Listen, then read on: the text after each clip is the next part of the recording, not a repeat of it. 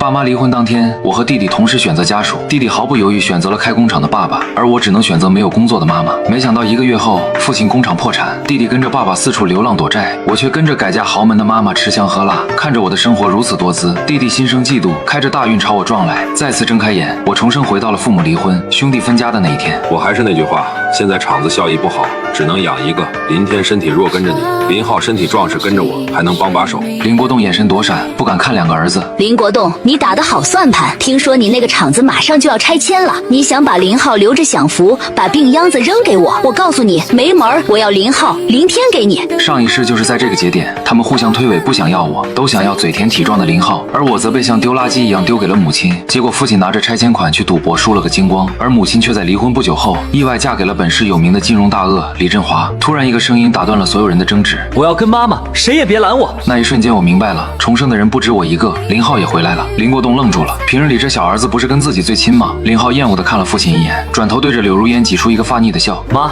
我要跟着你，我會孝順你的。柳如煙被這突如其來的表白弄得一愣，隨即心裡樂開了花。行，那林天就歸你了。林國棟，咱們說好了，一人一個，以後老死不相往來。林國棟剛想拒絕，爸，我跟你。林浩听到這話差點笑出聲來，哈哈，終於換了。隨後假惺惺地對我說，哥，你也別怪我，媽身體不好，需要人照顧，你是哥哥，就委屈你跟着爸爸，等以後我有錢了，會賞你口飯吃的。我看着林浩那副小人得志的嘴臉，眼底閃過一絲不易察覺的寒光。上一世你用這副嘴臉把我撞死，這一世我怎麼能不成全你？那個李振華表面是儒商，背地裡卻是個極度厭惡男性的心理變態。上一世我九死一生才熬到他暴斃，這一世希望你的骨頭能和你嘴一樣硬。不用了，既然弟弟這麼孝順，那就好好伺候媽。行了行了，趕緊簽字。柳如煙生怕林國棟反悔，一把抓過協議書，刷刷簽上名字，然後拉起林浩就往外走。林浩回頭看了一眼我，做了一個誇張的鬼臉，用口型无聲地說了一句：窮鬼。林國棟看着手裡那份判決書，臉色陰沉下來。看什麼看丧門星？老子倒了8輩子霉，才摊上你這麼個拖油瓶。隨後大步流星地往外走去，還不快跟上，等着老子背你啊！我看着父親佝偻卻充滿戾氣的背影，我當然知道林國棟是個什麼貨色，但是林浩千算萬算，卻漏算了一件事。上一世林國棟確實破產了，但卻在5年後意外走運，一次醉酒後無意中救了一個在路邊心臟病發的女人。那個女人叫蘇清影，是未來的九州集團董事長，身價1000億的商業女皇。上一世林浩跟着林國棟，卻因為嫌棄蘇清影還在創業期且身體不好，對蘇清影百般辱罵，甚至偷了蘇清影的救命藥去換錢打遊戲，導致蘇清影對林家父子徹底寒心，最後只給了林國棟一筆錢打發了事兒。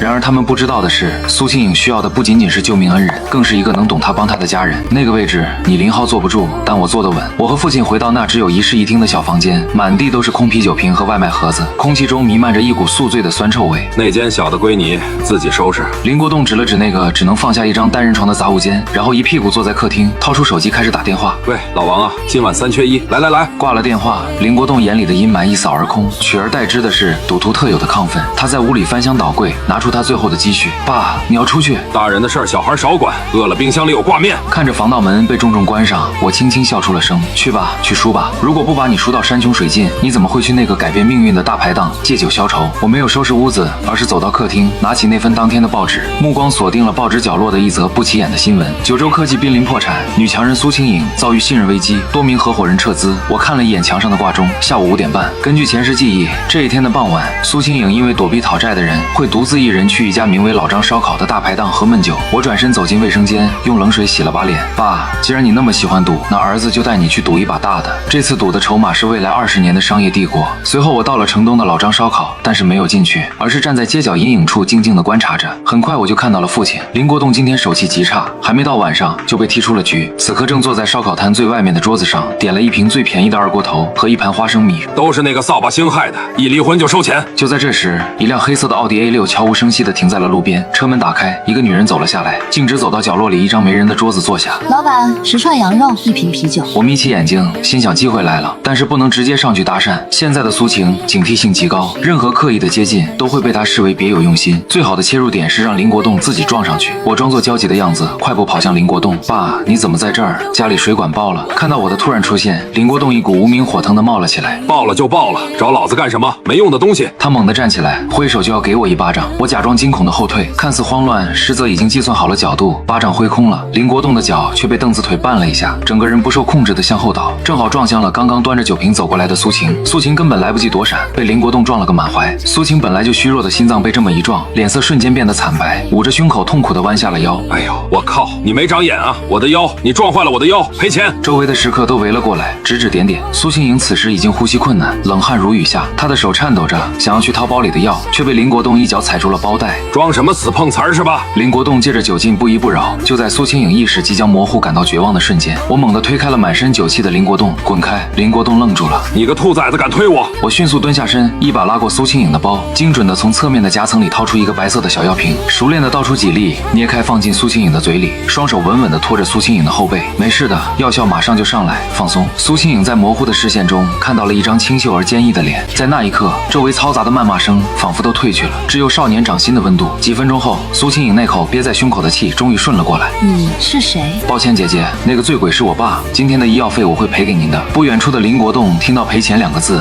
又要衝上來，不過被我擋了回去，隨後便把蘇清影送到了醫院。看到蘇清影醒來，我說道：醫生說你是心源性暈厥，加上長期過度勞累和低血糖，剛才那顆速效救心丸吃得很及時，不然現在你可能在 ICU 了。常年的職業習慣讓他瞬間恢復了警惕。你爸呢？在派出所醒酒。蘇清影愣住了，他從沒見過這麼大義滅親且冷靜的近乎冷血的少年。你就不怕他出來打你？他欠了一批債，現在我是他唯一的指望，他不敢。比起這個，蘇總，您現在應該更擔心九州科技的資金鏈斷裂問題吧？剛才你昏迷的時候，手機響了13次，備注都是催款。他的眼神瞬間變得凌厲。你偷看我手機，你是誰派来的？我從書包裡掏出一張草稿紙，推到蘇清影面前。我叫林天，没人派我來。不過如果您願意听我說2句，或許我可以幫您解決供應商斷供的燃眉之急。蘇清影低頭看了一眼那張紙，瞳孔驟然收縮。紙上畫的不是什麼複雜的商業模型，而是一個簡單的供應鏈邏輯。上一世蘇清影在絕境中花了整整3個月才悟出來的破局之道。如今我直接把這個標準答案擺在了他的面前。宏達集團封鎖了您的核心元器件渠道，但他們封鎖不了這些做代工的小廠。如果您現在已給他們訂單，並許諾未來的股份置換，這時蘇清影打斷了你，說道：你想要什麼錢？還是讓你爸少做幾天牢？我不要錢，我要入場券。蘇總，我看好九州科技的未来，我可以用這個方案加上我未來4年的打工，換取您公司那5%被視為廢紙的期權。蘇清影滿臉的不可思議，在蘇清影眼裡，這是一場豪賭。他看着這個少年眼中的野心和自信，竟然讓他久違地感到了一絲安全感。成交，但如果你騙我，我會讓你後悔出生的。與此同時，林浩跟着柳如煙住進了李振華的別墅。這時，樓梯上緩緩走下來一個男人。李叔叔好。上一世他雖然知道李振華有錢，但一直跟着林國棟混，沒怎麼接觸過。如今身臨其境，那股上位者的壓迫感讓他有些喘不過氣。李振華並沒有看他，而是走到酒櫃前，倒了一杯紅酒，露出一絲不可察覺的冷笑。這就是你說的那個乖巧懂事的小兒子。柳如煙連忙應道：對对對，我們家林浩可聽話了。林浩，快給你李叔叔磕個頭，以後咱們就要靠你李叔了。李振華淡淡開口：不用了，我不興那套封建迷信，不過進了李家的門就要守規矩。他轉過身，鏡片後的眼睛閃過一絲詭異的光。第一，在家裡走路腳步聲不能超過30分貝。第二，每天早晚要在這個客廳裡跪坐半小時。第三，沒有我的允許不許私自出門。林浩頓時一愣住，這算什麼規矩？這跟坐牢有什麼區別？李振華的聲音突然冷了下來。有什麼問題嗎？柳如煙卻只是拼命給他使眼色，示意他聽話。沒問題。很好。李振華滿意的笑了笑，對着柳如煙說道：今晚是歡迎宴，去把地下室那瓶82年的拉菲拿來，另外把那套餐具也拿上來。柳如煙臉色一白，似乎想到了什麼恐怖的事情，但還是哆哆嗦嗦的去了。10分鐘後，林浩看着擺在面前的餐具，徹底傻眼了。那不是刀叉，而是一根細長的銀色鞭子和一個純金打造的項圈。帶上它，在這個家想要得到獎勵，就得先學會服從。林浩驚恐地看向柳如煙，柳如煙卻只是小聲說：聽話，這是你李叔叔獨特的教育方式，為了你好。我不要。林浩終於反應過來，這是個變態哭，他轉身就要跑。上一世，林浩只看到了林天表面的光鮮，卻不知道我身上的那些名牌西裝下，往往掩蓋着縱橫交錯的傷痕。李振華根本不是找兒子，而是在找一個可以隨意發洩控制欲的玩物。而柳如煙為了保住自己的豪門闊太地位，早已成為了幫兇。下一秒，李振華手中的鞭子像毒蛇一樣甩出，精準地抽在了林浩的小腿上。林浩慘叫一聲，摔倒在地。李振華的皮鞋踩在林浩的手背上，說道：想跑，進了這扇門，除非橫着出去，否則你就是我的狗。這一夜全是林浩壓抑的哭聲。3天後，林國棟從拘留所出來的時候，整個人都瘦了。但他沒想到的是，來接他的不是那個只會哭窮的林天，而是一輛黑色的奧迪 A6。我坐在副駕駛，雖然還是那副清冷的模樣，但整個人的氣質已經發生了翻天覆地的變化。林國棟愣了一下，看着副駕駛座上的你：這是誰的車？你小子哪來的錢？是不是去幹什麼違法的事兒了？我懶得解釋，直接扔給他一份協議，上面清楚寫着我幫他償還欠下的高利貸，但他必須上交身份證和戶口本，以後的每一筆開支都要經過我審核，並且不能再賭。反了你了！林國棟剛要發作，但看着一旁蘇清影派來的司機冰冷的眼神，還是不情不願地簽了字。隨後我把他安排到蘇清影名下的老舊小區，讓他負責每天的買菜做飯，而我則鑽進書房，開始幫蘇清影的公司重整旗鼓。我立馬聯繫了幾家地下工廠，開始秘密生產被其他集團生產的訂單，同時利用在前世學到的金融知識，幫蘇清影重新梳理公司賬目，把那些被內鬼做空的漏洞一個個堵上。短短幾天，蘇清影看我的眼神已經從最初的懷疑變成了現在的驚嘆，甚至帶有一絲依賴。他發現我不僅懂技術、懂財務，還能精準地計算人心，簡直是不可多得的人才。可平靜的日子很快就被打破。1周後，林浩終於找到了逃跑的機會。他趁着李振華去外地出差，柳如煙去美容院做臉，林浩頂着一身的傷，偷了柳如煙的錢，悄悄逃出了別墅。隨後立馬去找我和林國棟，滿心想回來跟我們過。而那天正好是蘇清影公司危機解除的慶功宴，我們正在一家高檔海鮮酒楼的门口，結果直接被林浩堵住了。他身上穿着髒兮兮的卫衣，頭髮凌亂，眼窩深陷，活像一個小乞丐。一看我穿着高檔的休閒西裝跟在蘇清影身邊，林浩的眼中滿是嫉妒，衝上來便一把抓住我的衣領，嘶吼道：“林天，你阴我！你早就知道那個人是個魔鬼，对不對？”我面无表情地看着發狂的林浩，我不懂你在說什麼，那是你自己選的路，你就算是哭着也要走完。林浩一听更加恼怒，直接对着我骂道：“阿姨，你可別被這對父子騙了，老的賭博，小的陰險，他們就是想騙你的錢。”這一次動手的不是我，也不是林國棟，而是蘇清影。蘇清影面若冰霜，收回手，冷冷地看着林國棟：“這就是你前妻帶走的那個小兒子，果然沒教養。”這一巴掌打得極重，林浩整個人都懵了，滿臉不敢置信：“你敢打我？你知道我現在的爸爸是誰嗎？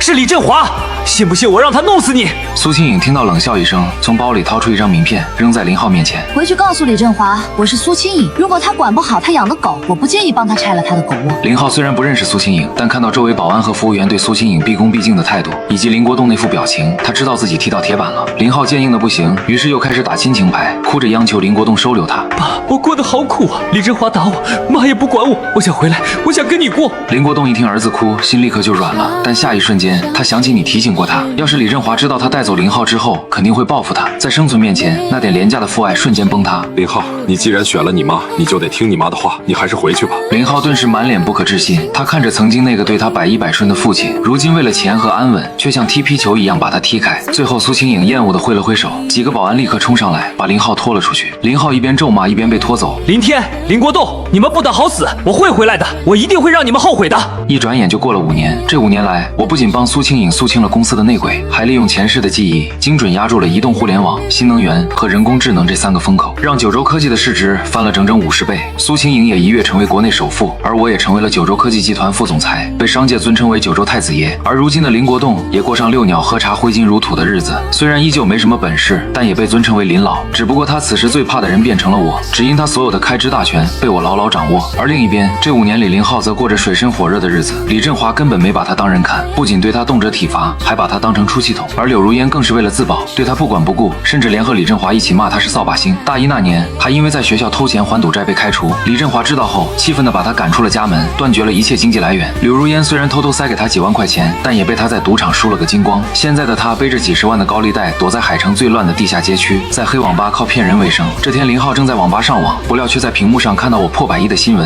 林浩死死地盯着屏幕，嘴上神經質地念叨着：“憑什麼？這都是我的，這本來應該是我的。”林浩咬牙切齒，眼中的嫉妒如同毒液般腐蝕着理智。如果當初他跟了那個窩囊廢爸爸，現在站在台上的就是他。蘇清影那幾百億的家產也是他的。就在這時，幾個彪形大漢踹開了網吧的門。林浩，給老子滾出來！林浩一看，連忙連滾帶爬的逃跑。一想到還不上錢的下場，林浩頓時陷入無比絕望。他哆哆嗦嗦地掏出已經屏幕碎裂的手機，翻看着通訊錄。趙梅已經拉黑了他，李振華更不用想。此時他的手指停留在了一個被注為老東西的號碼上，那是林國棟。林浩看着遠處九州大廈璀璨的燈光，一個惡毒的念頭在腦海中瘋狂滋生。既然軟的不行，那就來硬的。那個老東西現在是首富的老公，手裡肯定有不少錢。於是他撥通林國棟的電話：“爸，救命啊！我被綁架了，他們要500萬贖金，否則就把我的雙手給廢掉。”林國棟聽到後嚇壞了，一想到畢竟是自己疼愛多年的小兒子，心軟之下還是選擇去救林浩。他也不敢告訴我和蘇清影，偷偷拿了現金和一些古董，一個人去了城西廢棄的紡織廠。掛斷電話的林浩嘴角勾起一抹猙獰的笑，眼中閃烁着野獸般的光芒。老東西，最後再利用你一次，畢竟是你那個好大耳林天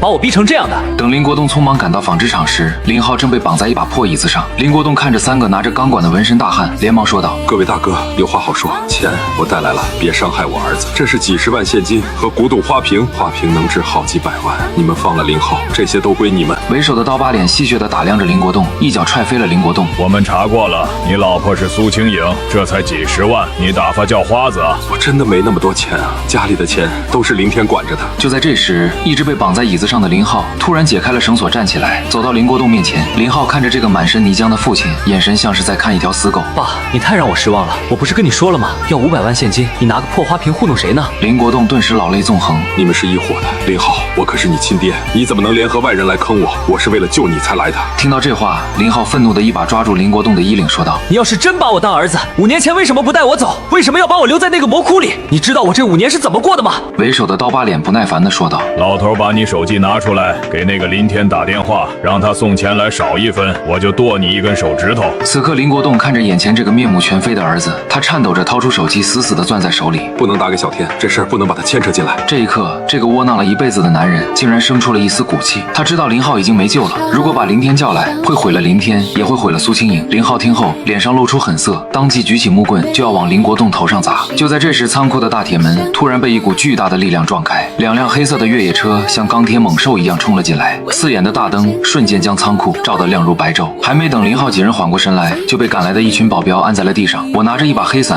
從光影中走出，我早就料到林浩會有這一手，一直派人暗中盯着他，終於等到這個將他一網打盡的機會。林浩見狀連忙求饒：哥哥，我錯了，我也是被逼的，是他們逼我這麼幹的，你看在媽的面子上饒了我這次吧。我漫步走到林浩面前，拿出提前安在林浩身上的竊聽器，裡面播出的赫然就是林浩謀劃綁架的內容。老東西，要是你不給錢，就別怪兒子心狠手辣了。林浩徹底慌了，跪在地上不停求饒，哀求我不要把他送進牢裡。你不是喜歡賭嗎？我給你一個機會，這500萬我幫你還，但是從今天起，我會把你送去東南亞的一個戒賭中心，那裡沒有網絡，沒有自由，只有無盡的勞動和懺悔。什麼時候你把這500萬掙回來了，什麼時候再回來？不，我不去，那是地獄，我不去。林浩瘋狂地向林國棟求救，可林國棟這次沒有心軟，背過身去，任由保鏢把他帶走。解決了林浩，接下來就輪到柳如煙和李振華了。我讓助理把李振華公司的財務黑料發給證監會。果不其然，第2天股市開盤，李氏的股票直接跌停。李振華雙眼赤紅，他死死盯着電腦屏幕上那條刺眼的綠色曲線。查出來是誰幹的嗎？